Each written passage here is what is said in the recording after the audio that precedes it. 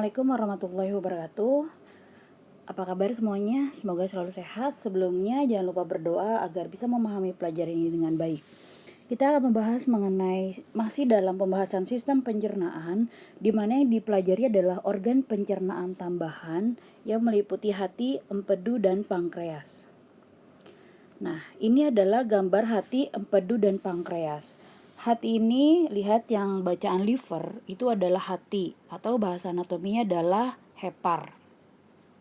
Yang berwarna hijau, ada tulisan gallbladder, itu adalah kantung empedu. Lalu, pankreas, lihat ada tulisan pankreas, itu adalah pankreas. Dan ketiga ini adalah organ pencernaan tambahan yang membantu dalam proses pencernaan. Oke, yang pertama dibahas adalah hati atau hepar. Beratnya kurang lebih 1,4 kg, yaitu pada orang dewasa. Letaknya ini terdapat di dalam rongga abdomen sebelah kanan atas, di mana hati ini dibungkus oleh kapsula glison, dan hati ini terdiri dari dua lobus, yaitu bagian kanan dan kiri, yang dipisahkan oleh ligamen falciformis. Dan setiap belahan dari hati ini memiliki saluran empedu dan kantung empedu yang berfungsi untuk menghasilkan zat keluaran dari hati. Adapun fungsi hati dari sistem pencernaan ini yaitu menghasilkan empedu, menyimpan vitamin yang larut dalam lemak, yaitu vitamin A, vitamin D, E, dan K. Lalu memetabolisme urin, menyimpan darah dan melepaskan darah ke peredaran umum ketika terjadi perdarahan, melepaskan glukosa pada saat terjadi hipoglikemi. Hipoglikemi itu yaitu suatu keadaan di mana tubuh mengalami kekurangan glukosa atau kadar glukosa di dalam darah yang sangat rendah. Lalu mengubah bahan kimia atau molekul asing hormon menjadi tidak begitu toksik. Dan masih banyak fungsi yang lainnya seperti menyintesis protombin, fibrinogen, lalu dia menyimpan besi dalam bentuk ferritin. Seperti ferritin itu sejenis protein dalam tubuh yang berfungsi untuk mengikat zat besi, di mana zat ini akan dilepaskan ketika dibutuhkan oleh produksi sel darah merah. Untuk lebih lengkapnya bisa dibaca di buku Anfis mengenai fungsi dari hati. Lalu berikutnya adalah empedu. Empedu ini menghasilkan cairan atau larutan encer yang berwarna kehijauan dan pahit, yang mengandung garam empedu, kolesterol, bilirubin, elektrolit, air, dan fosfolipid, di mana zat ini sangat penting untuk mengemulsikan lemak atau memecah lemak atau menyederhanakan lemak, dan untuk meningkatkan absorpsi lemak atau meningkatkan penyerapan lemak, di mana zat empedu ini dihasilkan dari perombakan sel darah merah yang telah rusak atau telah mati, dan setiap hari tubuh kita akan menghasilkan 700 sampai 1200 ml. Nah, pada saat empedu ini tidak dibutuhkan, di sini terdapat sphincter namanya sphincter Oddi, dan fungsinya akan menutup dan membuka jika memang tidak dibutuhkan zat empedunya, maka sphincter Oddi ini akan menutup dan empedu akan mengalir balik lagi ke dalam kantung empedu. Adapun fungsi empedu ini fungsinya untuk mengemulsikan lemak atau mencerna lemak di usus halus. Terus membuat kolesterol dan asam lemak dapat larut sehingga mudah untuk diabsorpsi, diserap di dinding halus. Lalu dari pigmen empedunya, pigmen empedu bilirubin akan dirubah menjadi sterkobilin dalam feses dan juga urobilinogen dalam urin, di mana sterkobilin ini yang akan menyebabkan warna feses dan urin. Pankreas. Pankreas ini letaknya di antara lambung dan juga usus halus. Nah, pankreas merupakan organ penghasil enzim yang utama pada sistem pencernaan. Jadi pankreas ini menghasilkan enzim, membantu dalam proses pencernaan. Pankreas ini memiliki fungsi dan struktur yang baik secara eksokrin maupun endokrin. Endokrinnya kelenjar endokrinnya nanti akan menghasilkan hormon insulin, sedangkan eksokrinnya akan menghasilkan getah pankreas yang melalui dokter pankreas dan nanti akan berakhir di duodenum, di mana getah pankreas ini pH-nya ini adalah 8, yaitu basa, bersifat basa. Dan getah pankreas ini akan berfungsi untuk menetralisasi kimus. Kimus ini adalah makanan yang sudah dihaluskan, disebut dengan kimus. Getah pankreas ini berfungsi menghasilkan enzim. Untuk lebih mudahnya kita buat singkatan seperti PLTA. P-nya ini pankreas, LTA-nya ini enzim. Apa aja LTA-nya? L-nya ini lipase, yaitu berperan mengubah lemak menjadi asam lemak dan gliserol. Lalu T-nya ini adalah tripsin, di mana dihasilkan oleh enterogenase, di mana fungsinya ini yaitu untuk memecah protein menjadi polipeptida dan dipeptida. Lalu A-nya adalah amilase, amilase pankreatik. Kenapa ada pankreatiknya?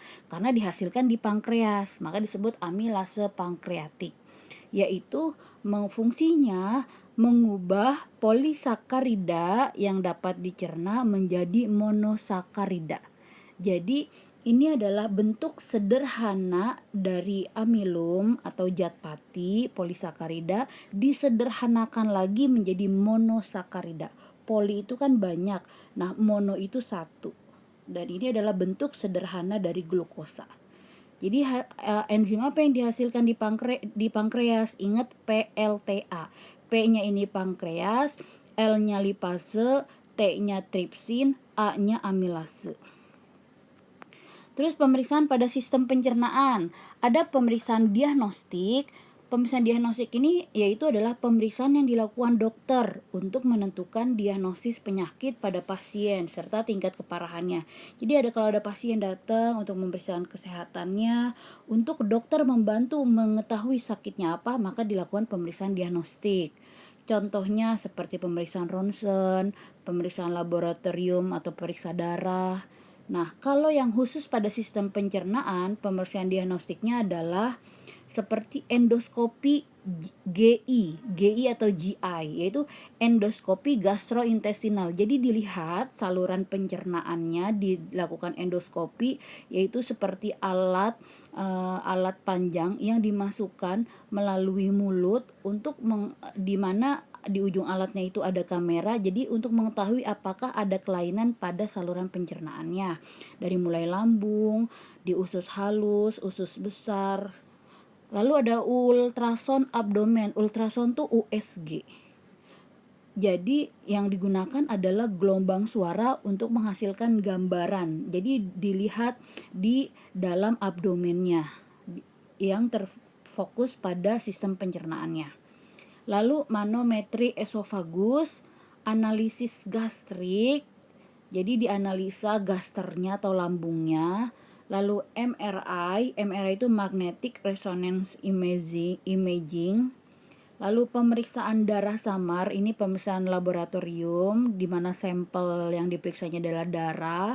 Kolonoskopi, ini juga sama untuk mengetahui apakah ada kelainan pada sistem pencernaan, tapi alatnya ini dimasukkan melalui anus, di mana di ujung alatnya terdapat kamera untuk mengetahui apakah ada kelainan pada kolonnya atau usus besarnya. Lalu spesimen dan biakan feses. Kalau spesimen dan biakan feses, berarti sampelnya atau bahan yang diperiksanya adalah fesesnya atau tinjanya.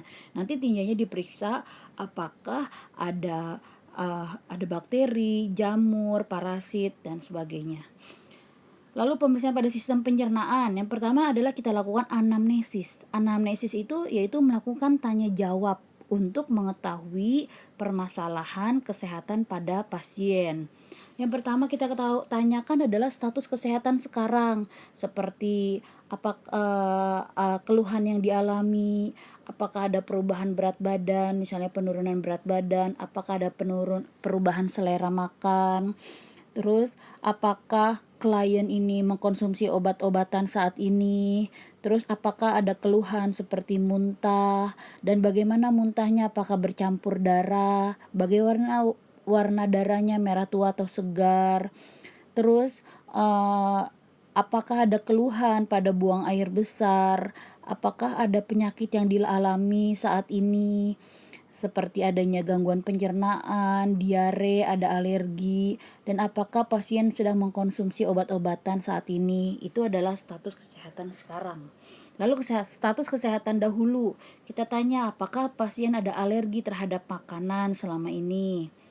Lalu riwayat kesehatan keluarga, kita tanyakan kepada klien atau kepada pasien, apakah ada anggota keluarganya yang menderita kanker usus, terus ada penyakit pada empedu, terus ada gangguan dalam penyerapan makanan atau kita sebut dengan sindrom malabsorpsi. Lalu dilakukan pemeriksaan fisik. Pemeriksaan fisik ini dilakukan dari kepala sampai kaki atau head to toe. Tapi kalau untuk sistem pencernaan bisa kita fokus ke bagian abdomen. Pemeriksaan fisik pertama kita ukur antropometri atau pemeriksaan antropometrik, meliputi berat badan, ditimbang berat badannya, lalu TB, diukur tinggi badannya, lalu diperiksa lipatan kulit trisepsnya, lalu LLA itu adalah lingkar lengan atas, diukur lingkar lengan atasnya. Lalu minta pasien untuk berkemih, lalu diperiksakan pengkajian mulut seperti inspeksi itu jadi pemeriksaan dengan cara melihat. Lalu dipalpasi, pemeriksaan dengan cara diraba. Diinspeksi dan palpasi pada bibir, dilihat bibirnya apakah ada pecah-pecah, bagaimana kelembapan bibirnya. Terus pada lidahnya, apakah ada kelainan pada lidah, lalu pada gusinya, pada giginya, tonsil dan juga tenggorokan. Dan juga perhatikan nafas klien apakah ada bau atau tidak. Nah, berikut adalah masih dalam lanjutannya, kita lakukan pengkajian abdomen. Pengkajian abdomen jadi diperiksa di abdomennya atau di bagian perutnya dengan 4 cara, yaitu inspeksi, auskultasi, perkusi, dan palpasi. Inspeksi itu pemeriksaan dengan cara dilihat atau diamati. Jadi kita lihat adakah kelainan di organ pencernaannya yang bisa dilihat dengan mata. Lalu auskultasi, pemeriksaan dengan cara didengar atau mendengarkan bunyi dari dalam tubuh, tentu menggunakan alat, contohnya menggunakan stetoskop. Lalu perkusi, pemeriksaan dengan cara diketuk atau mengetuk di area tubuh. Contohnya misalnya mengetuk di bagian abdomen, bagaimana apakah ada bunyi, kelainan bunyi pada abdomennya. Lalu palpasi, yaitu pemeriksaan dengan cara diraba atau melakukan perabaan pada permukaan tubuh dengan tangan dan jari. Jadi di bagian abdomennya, bagian perutnya diraba apakah ada benjolan, atau ada perubahan bentuk atau ketidaksimetrisan abdomen. Nah, ini adalah pembagian gambar pembagian kuadran abdomen. Ini gambar abdomen atau bagian perut, dan ini kita bagi menjadi 4 bagian atau 4 kuadran, di mana kuadran kanan atas itu terdiri dari hati, ginjal, pankreas, gallbladder. Gallbladder itu kantung empedu dan juga usus kecil. Pankreas ini hanya sebagian kecil karena yang sebagian besarnya ini ada di kuadran kiri atas. Kuadran kiri atas terdiri dari hati tapi hanya sebagian kecil, spleen itu limpa, ginjal kiri, lambung, kolon, usus besar, pankreas ini sebagian besar berada di sebelah kiri dan juga usus kecil. Lalu kuadran kanan bawah terdiri dari kolon itu usus besar, terdiri dari usus kecil, ureter ini masuk di sistem perkemihan. Lalu appendix itu adalah usus buntu, ovarium, lalu tuba Fallopi. Ovarium dan tuba Fallopi ini masuknya nanti ke sistem reproduksi. Lalu untuk kuadran kiri bawah terdiri dari kolon itu usus besar, lalu usus kecil, ureter kiri, ovarium, dan tuba Fallopi bagian kiri. Masih lanjutannya, lalu kita lakukan pengkajian perianal. Perianal ini yaitu area di bawah kelamin dan sebelum anus. Jadi diinspeksi, dilihat di area perianalnya, lalu dengan memakai sarung tangan, posisi kliennya ini tidur miring atau sim, dilebarkan bokong klien, lalu diamati area perianal. Area perianal ini di antara kelamin dan anus. Terus meminta pasien untuk mengejan seperti akan BAB. Kita lihat apakah ada lesi atau luka atau tidak, atau ada hemoroid, ada embyen atau tidak. Lalu melakukan pengkajian palpasi anus dan rektum. Dengan pemeriksanya memakai handscoon atau sarung tangan, lalu jari telunjuk pemeriksa diberikan jeli agar mudah ketika memasukkan telunjuknya ke dalam anus. Lalu minta pasien untuk mengedan, diraba lubang anusnya dengan ujung jari yang sudah dipakein jeli. Lalu jari telunjuk masuk ke dalam lubang anus, lalu memutar jari tangannya untuk mengetahui apakah ada lesi, luka, atau ada massa, ada benjolan di dalam lubang anusnya. Lalu pengkajian feses. Feses ini adalah tinja ya, atau di mana pengkajian feses ini bisa dengan dua cara, dengan inspeksi. Jadi diinspeksi, jadi pasien ini setelah dilakukan palpasi, diraba pada bagian anusnya, lalu jari pemeriksa ditarik secara perlahan, lalu dilihat ketika tadi jari pemeriksa sudah masuk ke dalam lubang anus, lalu ditarik perlahan, lalu dilihat feses yang menempel di handscoon-nya, dilihat diinspeksi itu dilihat apakah ada perubahan warna pada fesesnya atau apakah ada darah, dan dengan menggunakan sarung tangan kita raba fesesnya untuk mengetahui konsistensi itu kelunakan, fesesnya lunak, kelunakannya itu apakah dia keras atau lunak atau dia encer cair seperti diare. Itu konsistensi feses. Oke, terima kasih atas perhatiannya. Wassalamualaikum warahmatullahi wabarakatuh.